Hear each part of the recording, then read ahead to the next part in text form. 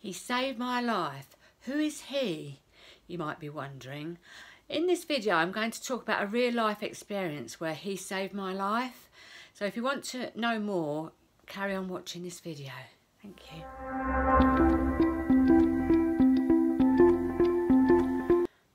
Hi there, my name's Loraine and I help people live with passion, purpose and positivity. And I'm going to tell you about a real life experience that I had in 2015. I went to Everest Base Camp. I went with a summit expedition. There were 6 guys who were going to the top of the mountain, and it's one of the most challenging things I've ever done. I didn't get altitude sickness or anything like that, but I did lots of mental work before I went, and as I say, it's one of the most challenging, hardest things I've ever done.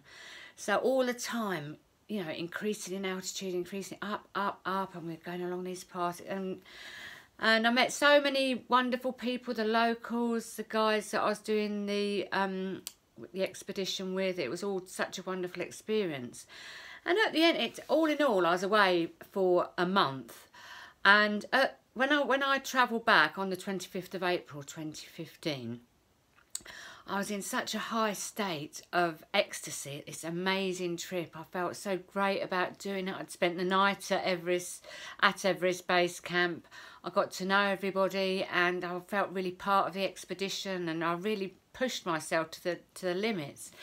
Anyway, so on the plane home, I was so excited, and I was telling the person next to me about what a great trip I'd had and everything.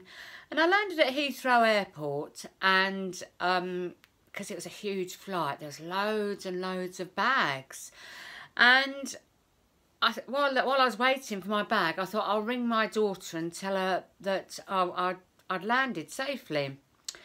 So I rang my daughter Rachel. I says, "Hi Rachel, it's Mum, I'm home, I've had a great trip." She says, "Oh my God, Mum," she says, "I've been so worried about you. There's been an earthquake in Nepal." I says, "Oh my God." My first thoughts were for my comrades. Anyway, I later found out that my comrades were stuck on Camp 1 and they had to be helicoptered off. Tragically, we lost 3 of our lovely Sherpa cooks in the avalanche that was at Everest Base Camp, and there was 8,000 people killed in Nepal. I couldn't believe it, and I was so worried about the people. And then I went on to raise money for the people in Nepal, like I did a cycle and I did other charity events to raise money for them. And I think to this day they're still getting over it. You know, it's 4 years on now. But what I will say is, before I went to Everest Base Camp, there's one thing that I do, and one thing that I've been doing for absolutely years, and that is have this feeling of safety. And this feeling of safety comes from feeling I'm looked over by Archangel Michael. So this is Archangel Michael, and I carry these cards everywhere. I didn't actually carry the cards to Everest Base Camp, but I did have a bunch of feathers in my rucksack which represented Archangel Michael. And at all times I felt Archangel Michael was over me. And I was saying, "Keep me safe, Michael. Archangel Michael, keep me safe." And I had that feeling that Archangel Michael was with me at all times. So Archangel Michael is, you know, he's one of the main angels, and he's 7 foot tall. He has long blonde hair. He has a sword. He has a purple cape. And he is the angel of courage, of protection. And also, if you have to get things go wrong, he will help you get things going again. So who wouldn't want Archangel Michael looking over them?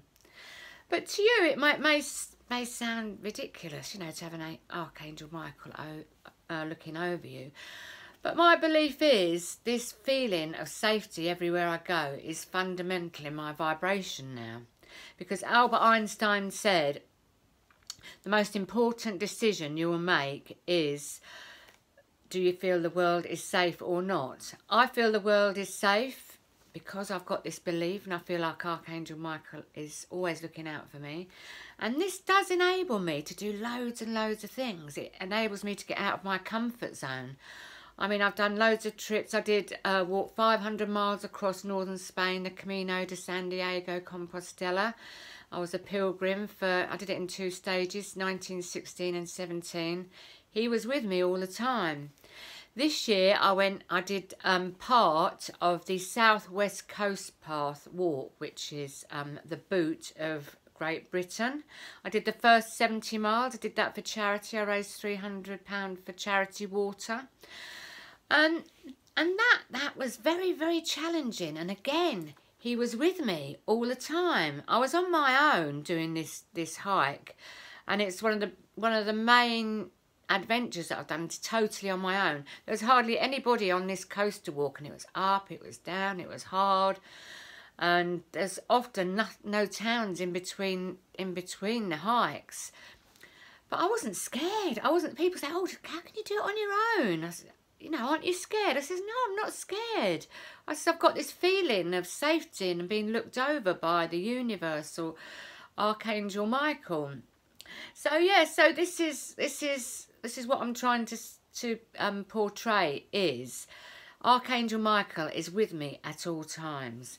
I'm travelling to Bristol tomorrow to my daughter's, and it's a 150-mile drive in my new car.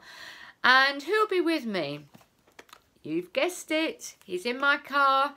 And when I first started going to my daughter's last year, because she's only been in Bristol a short while, I didn't know the route, and I'm a bit nervous of going long distances somewhere I've not been before. I had Archangel Michael in my car, and I'm saying, "Keep me safe, Archangel Michael, keep me safe." Everybody on the road is my friend. I'm their friend. I'm their friend, they're my friend. We help each other get to our destination safely. And you know what? From the beginning to the end of the journey, no trouble. Everyone smiles, puts their hands up. I let them through, they let me through. And, you know, Archangel Michael's there with me, you know, helping me get there safely. If I've got a particular problem, I will go to a particular card, you know. I'll shuffle a card and I'll think of whatever is on my mind, and I'll pick a card, and often that card I'll feel comfort from it. So this one, the situation is already resolved.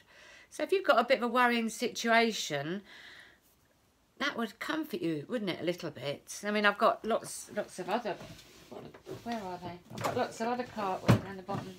I've got lots of other cards as well. Here, loads of them. There, and then I've got some more there. So yeah, angels, feeling like an angel's over you is so comforting, don't you think? Anyway, the other thing, but you know, you might not like the idea of angels. You might sort of think, "Oh, what a load of rubbish." But it's like what Albert Einstein said. If you're feeling safe, if you feel like you're being guided, you're being watched, you know, it's in your vibration. So the universe can't bring you anything else other than safety. Do you understand what I'm saying? You could, if you could use another symbol to keep you safe. You know, you could say the universe, God, your favourite person on television, someone who's passed, you know, a dead person that's passed. You could say, "Mum, Dad, Auntie, please guide me in this situation." It's just very, very comforting. And when you're in that vibration, Abraham Hicks tells a story about you could be, of an aerial view, you could be in a town and there could be a mass murderer on the loose, and he would miss you. He would detour around you because you are energy. You're giving off this feeling of safeness, of being looked after. You know, and I mean, that's a great feeling, isn't it? It's better than going through life feeling everybody's against you and, you know, the world's a bad place. Anyway, that's my little story for today. If you enjoyed or resonated what I just talked about today, please press the like button and subscribe to my channel and hit the bell notification, because I do daily videos.